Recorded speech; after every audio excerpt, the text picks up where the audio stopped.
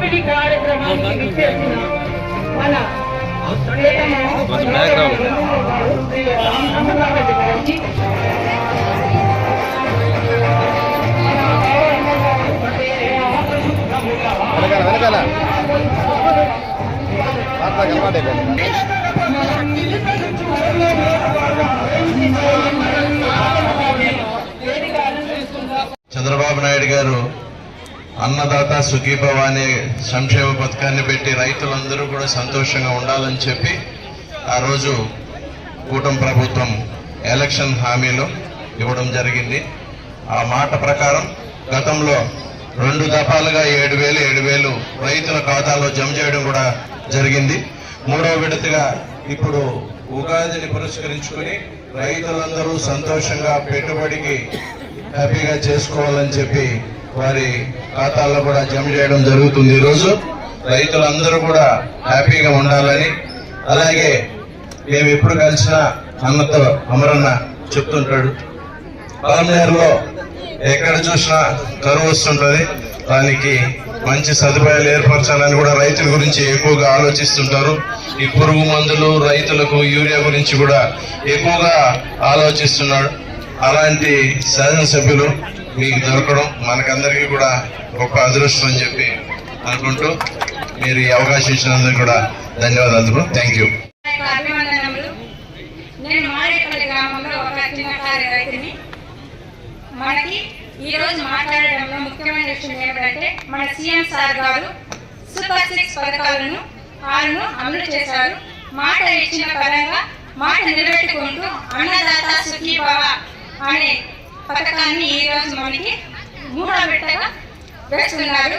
First విడత June July నెలలలో మనము రైతులు వేరుశనగ వేసుకునే సమయం కాబట్టి ఆ టైంలో మన రైతులందరి ఖాతాలలో జమ చేయడం జరుగుతున్నది. అలాగే ఆగస్టు సెప్టెంబర్ నెలలో 2వ విడత వేస్తున్నారు. ఇచ్చిన మాట ప్రకారం నిలబెట్టుకుంటూ మన అన్నదాతలకు అన్ని విధాలుగా తోడు ఉంటూ మన చాలా ఆదుకుంటున్నటువంటి మన సీఎం సార్ గారికి చాలా అభివందనములు. ఈ రోజు చివరిసారిగా మనకి రైతుల ఖాతాలలో ఆంధ్ర రాష్ట్రం నుండి 4,000, కేంద్ర ప్రభుత్వం నుండి 2,000 రూపాయలు, చివరి 3వ విడత కాబట్టి 6,000 రూపాయలు మన రైతుల ఖాతాలలో జమ చేయడం జరుగుతున్నది కాబట్టి చాలా సంతోషిస్తున్నాను. నేనైతే నాకు చాలా కష్టంలో ఉన్నప్పుడే నాకు ఇలాంటి అవకాశం వస్తున్నది కాబట్టి చాలా సంతోషిస్తాను. ఇలాగే మనం ఇచ్చిన మాట మన సీఎం సార్ గారు నిలబెట్టుకుంటూ వస్తుంటున్నారనేసి నిలబెట్టాలనేసి కూడా చాలా 100% నమ్మకం ఉంది కాబట్టి ఇలాగే మన సీఎం సార్ ని కంటిన్యూ చేసుకుంటూ మన సీఎం గారిని తర్వాత కూడా సీఎం చేయాలని మన అందరినీ మళ్ళీ కోరుకుంటున్నాను. Thank you sir. ఇప్పుడే రైతులకు సంబంధించినటువంటి విషయాలన్నీ కూడా వేదికమైనటువంటి అధికారులు బాగా చక్కగా వివరించారు. ముఖ్యంగా ఎన్నికలకు ముందు చంద్రబాబు నాయుడు గారు ఏదైతే మాట చెప్పారో సూపర్ 6 పథకంలో ఏవైతే ఆనాడు ఆయన ప్రకటించడం జరిగిందో దాంట్లో భాగంగా ఉన్నటువంటి అన్నదాత సుఖీభవ 20,000 రూపాయలు ఒక సంవత్సరం రైతు ఖాతాలో నేను జమ చేస్తానని చెప్పి ఆ రోజు ఇచ్చిన మాట ప్రకారం ఈ రోజు 3వ విడత, మొదటి 2 విడతలు 14,000, 3వ విడత 6,000తో కలిపి 20,000 రూపాయలు ఇప్పుడే రైతుల అకౌంట్ లో జమ చేయడం జరిగింది. ఎన్ని ఇబ్బందులున్నా గత ప్రభుత్వం చేసినటువంటి ఆర్థిక విధ్వంసం వల్ల ఈ రాష్ట్ర ఆర్థికంగా నష్టపోయినా సంక్షేమ పరంగా ఏదైతే చంద్రబాబు నాయుడు గారు ఇచ్చినటువంటి మాట ఏదైతే ఉందో దాన్ని పూర్తి స్థాయిలో నిలబెట్టుకోవడం జరిగింది. అదే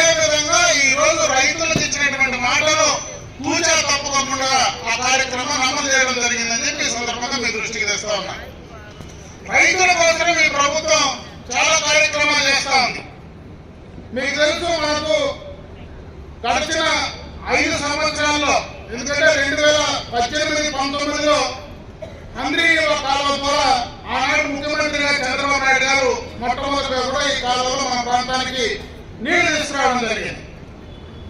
ఆ తర్వాత అధికారంలో వచ్చినటువంటి ప్రభుత్వం 5 ఏళ్ళు పూర్తిగా కూడా దానికి సంబంధించి ఈ ప్రాంత రైతుల కోసం, ఈ ప్రాంతంలో రైతుల సాగునీటి కోసం, తాగునీటి కోసం చేసినటువంటి మంచి కార్యక్రమాన్ని పూర్తిగా కూడా విస్మరించడం జరిగింది. అయితే చంద్రబాబు నాయుడు గారు అధికారంలోకి వచ్చిన వెంటనే ఏదైతే ఎన్నికలకు ముందు మళ్ళీ కూడా కుప్పం దాకా నీళ్లు నేను తీసుకొస్తానని చెప్పారో, దాదాపు 7 నెలలుగా ఈ రోజు నిరంతరంగా హంద్రీనీవా కాలువ ద్వారా నీళ్లు ఈ రోజు పారబెట్టినటువంటి ఘనత ఈ ప్రభుత్వానికి దక్కుతుంది. రైతాంగానికి సంబంధించి పూర్తి స్థాయిలో ఈ ప్రాంతంలో అటు సాగునీటి కావచ్చు, అటు పండించేటువంటి పంట గిట్టుబాటు ధర కలిగించేదానికి కావచ్చు, అటు పండించేటువంటి పంటను సక్రమంగా సరైన టైంలో మార్కెట్ తీసుకెళ్ళాలనేటువంటి రహదారులకు సంబంధించినటువంటి సౌకర్యాలు కావచ్చు, ఇవన్నీ కూడా రాబోయే 1-2 సంవత్సరాల్లో మన పలమనేరు నియోజకవర్గంలో పూర్తి స్థాయిలో 100% కంప్లీట్ చేసేదానికి ఈ ప్రభుత్వం పూర్తి స్థాయిలో కృతనిశ్చయంతో ఉందని చెప్పి సందర్భంగా కూడా మీ దృష్టికి తెస్తా ఉన్నా. ఇవన్నీ కూడా ఏదైనా ఒక మార్కెటింగ్ స్కీమ్ ఉన్నప్పుడు మన గత సంవత్సరంలో మామిడి పంటకు పూర్తిగా కూడా రేట్లు పడిపోయాయి. ఆ మామిడి పంటను కోసి మన ఫ్యాక్టరీలకు అందించేటువంటి పరిస్థితి కూడా లేకపోయింది. ఆ రోజు ప్రభుత్వం నుంచి మనకు ప్రతి కేజీకి కూడా దాదాపు 4 రూపాయలు ఈ రోజు ప్రభుత్వం నుంచి సబ్సిడీ ద్వారా అటు ప్రభుత్వం నుంచి మిగిలిన 4 రూపాయలు ఫ్యాక్టరీల నుంచి ఇచ్చేటువంటి కార్యక్రమాన్ని కూడా శ్రీకారం చుట్టడం జరిగింది. మొన్న ప్రభుత్వం ఇచ్చేటువంటి ఆ 4 రూపాయలు ఏదైతే ఇన్పుట్ సబ్సిడీ ఉందో దాన్ని అంతా కూడా పూర్తి స్థాయిగా రైతుల ఖాతాల్లో కూడా జమ చేయడం జరిగింది. ఈ రోజు ఎక్కడైనా మార్కెటింగ్ లేకపోతే దాన్ని కూడా ప్రభుత్వం నుంచి కూడా చేయడానికి ఈ రోజు ప్రభుత్వం అన్ని రకాలుగా కూడా పనిచేస్తా ఉందని చెప్పి సందర్భంగా మీ అందరి దృష్టికి తీసుకొస్తా ఉన్నా. ఎన్ని ఇబ్బందులున్నా ఈ రోజు రాష్ట్ర ప్రభుత్వం పూర్తిగా ఇబ్బందుల్లోనే ఉంది. అంటే పూర్తి స్థాయిలో గత ప్రభుత్వం చేసినటువంటి తప్పిదనాల వల్ల ఈ రోజు రాష్ట్రానికి వచ్చేటువంటి ఆదాయాలు ఏదైతే పెట్టుబడిదారులు ఎవరైతే ఉన్నారో వాళ్ళందరూ కూడా భయపడి బెదిరించి బయటకు పంపిస్తే మళ్ళా వాళ్ళని ఈ రాష్ట్రానికి తీసుకురావడానికి అటు చంద్రబాబు నాయుడు గారు కానీ అదేవిధంగా లోకేష్ బాబు గారి పూర్తి స్థాయిలో పనిచేసి రాష్ట్రాన్ని గాడిలో పెట్టడానికి అన్ని రకాలుగా కూడా ప్రయత్నం చేస్తా ఉన్నారు. ఈ రోజు పోలవరాన్ని కంప్లీట్ చేయడానికి ప్రభుత్వం కృత నిశ్చయంతో రాబోయే సంవత్సరంలో పోలవరాన్ని పూర్తి చేయాలనేటువంటి ఆలోచన ఉంది. ఏదైతే ఆ పోలవరం గోదావరి పైన కంప్లీట్ చేస్తే దానికి సంబంధించి కృష్ణా బేసిన్ కింద ఏదైతే ఈ రోజు సాగుందో దాన్ని గోదావరి నుంచి తీసుకెళ్లి అక్కడ ఉండేటువంటి కృష్ణా నీళ్లను మన రాయలసీమ ప్రాంతానికి అటు హంద్రీనీవా కాలేరు దగ్గర ద్వారా ఈ ప్రాంతానికి తీసుకొచ్చేటువంటి కార్యక్రమాన్ని కూడా పూర్తి చేయడం జరుగుతూ ఉంది. అదేవిధంగా మనలాంటి మెట్ట ప్రాంతంలో ముఖ్యంగా త్రాగునీటికి సంబంధించి కూడా ఈ రోజు ఒక పెద్ద ప్రోగ్రామ్ కూడా ఈ ప్రభుత్వం తీసుకోవడం జరుగుతూ ఉంది. ఈ రోజు జలజీవన్ మిషన్ ద్వారా దాదాపు 3 నుంచి 4 వేల కోట్ల రూపాయలతో చిత్తూరు జిల్లాలో ఉండేటువంటి పడమటి ప్రాంతాల్లో గండికోట రిజర్వాయర్ నుంచి కూడా డైరెక్ట్ గా ఈ ప్రాంతానికి పైప్ లైన్ల ద్వారా ప్రతి గ్రామంలో ప్రతి ఇంటికి కూడా స్వచ్ఛమైనటువంటి తాగునీరు అందించాలా అనేటువంటి ఆలోచనతో ఈ ప్రభుత్వం పనిచేస్తా ఉందని చెప్పి ఈ సందర్భంగా మీ దృష్టికి తెస్తా ఉన్నా. ఈరోజు మహిళా సోదరి మళ్ళీ ఇక్కడ చాలా మంది ఉన్నారు, అందరూ రైతు కుటుంబంలో నుంచి వచ్చిన వాళ్ళే.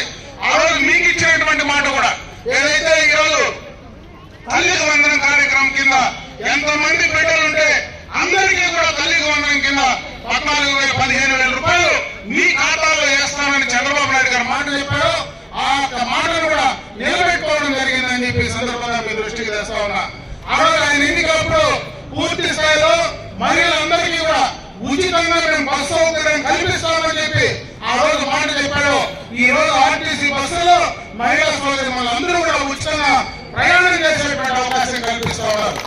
ఆయన ఇచ్చినటువంటి మాట ఏదైతే ఉందో సూపర్ 6 పథకం కింద వాటినన్నింటినీ పూర్తి చేస్తా ఉన్నాం.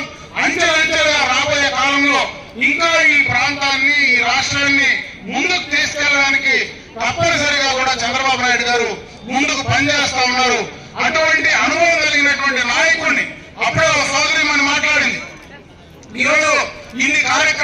చేస్తా ఉన్నారు. ఈ రోజు గడిచిన 2014-19 మధ్యలో చంద్రబాబు నాయుడు గారు చాలా కార్యక్రమాలు చేశారు. అదే 19-24 మధ్యలో ప్రభుత్వం మారిన తర్వాత ఇవన్నీ కూడా కుంటుపడ్డాయి. ఎందుకంటే ఈ రోజు రాష్ట్ర వ్యాప్తంగా మనం ఆలోచించాల్సిన పని లేకపోయినా మన నియోజకవర్గం ఉదాహరణకు తీసుకుంటే 2014-19 ఎక్స్టెండెడ్ ప్రాజెక్ట్ కింద ఈ ప్రాంతంలో మనం చేసినటువంటి రోడ్స్ కానీ, అదేవిధంగా ఈ ప్రాంతంలో మనం చేసినటువంటి బీసీ, ఎస్సీ, ఎస్టీ, మైనారిటీకి సంబంధించినటువంటి కార్యక్రమాలు కానీ, అదేవిధంగా ఈ ప్రాంతంలో మన హండ్రీ కాలువ కానీ, ఇటువంటి అన్ని పనులు 2019-24లో ప్రభుత్వం మారిన తర్వాత అన్ని ఆగిపోయాయి. మళ్ళీ 24లో చంద్రబాబు నాయుడు గారు వచ్చిన తర్వాతనే ఇవన్నీ కూడా మనం చేసే కార్యక్రమాన్ని చేస్తా ఉన్నాం. అదే 2029లో మళ్ళీ చంద్రబాబు నాయుడు గారు ముఖ్యమంత్రిగా తీసుకొస్తే ఈ పనులు ఏవి ఆకుండా ముందుకు వెళ్తాయనేటువంటి విషయాన్ని ఈ సందర్భంగా మీరందరూ ఆలోచించాలని చెప్పి మరొకసారి మీ అందరి దృష్టికి తీసుకొస్తూ, ఈ రోజు ఉగాది సందర్భంగా రాబోయే ఉగాది 18-19 తేదీలో మనకు ఉగాది రాబోతా ఉంది. ఆ ఉగాదికి సంబంధించి ముందుగానే మరి చంద్రబాబు నాయుడు గారు మన రైతుల ఖాతాల్లో డబ్బులేసి ఉగాదిని బ్రహ్మాండంగా జరుపుకోవడానికి మనకు అవకాశం కల్పించినటువంటి చంద్రబాబు నాయుడు గారికి ఈ ప్రాంత రైతాంగం తరఫున మనస్ఫూర్తిగా కృతజ్ఞతలు తెలియజేసుకుంటూ సెలవు తీసుకుంటా. జై హింద్, జై తెలుగుదేశం.